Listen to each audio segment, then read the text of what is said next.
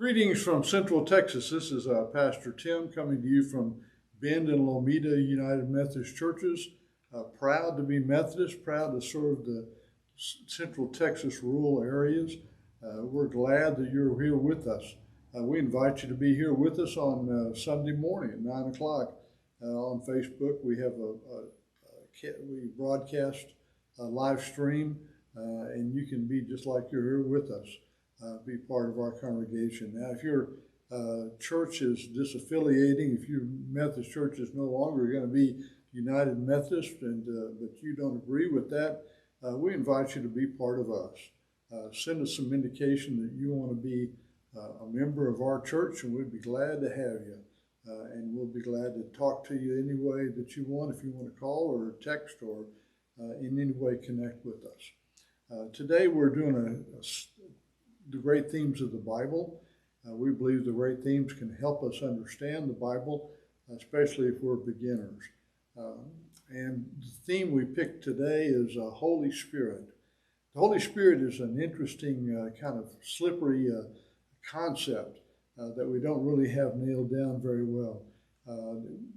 At creation, when God moved over the face of the deep, it says the Spirit of God, the breath of God, was involved in creation. When Adam and Eve were created, he breathed into them the breath of life, something like the essence of God.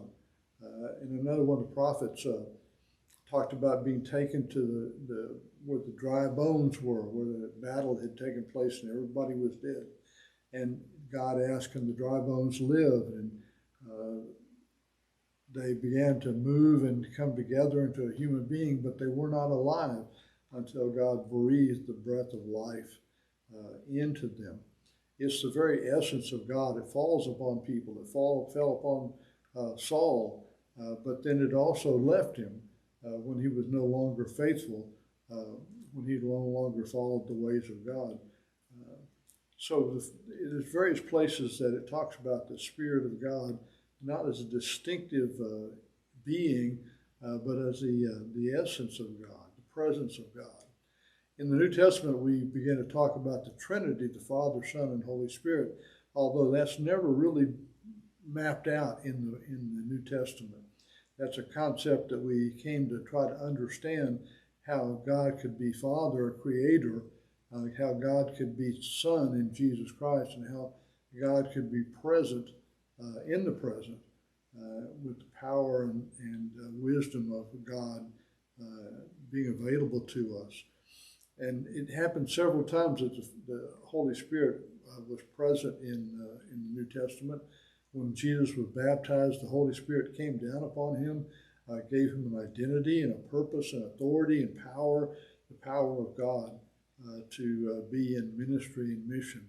When he preached his first sermon at his home synagogue, he said, the Spirit of the Lord is upon me, and to preach good news to the poor. So it empowered his preaching, his ministry to those who were left out, those who were excluded from society.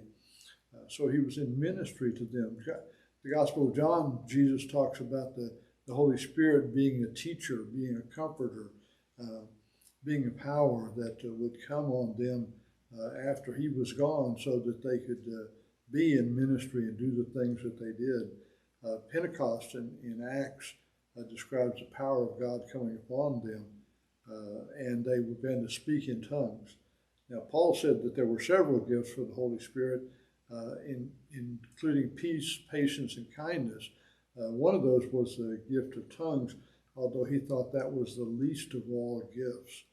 So the power of the Holy Spirit is God present with us.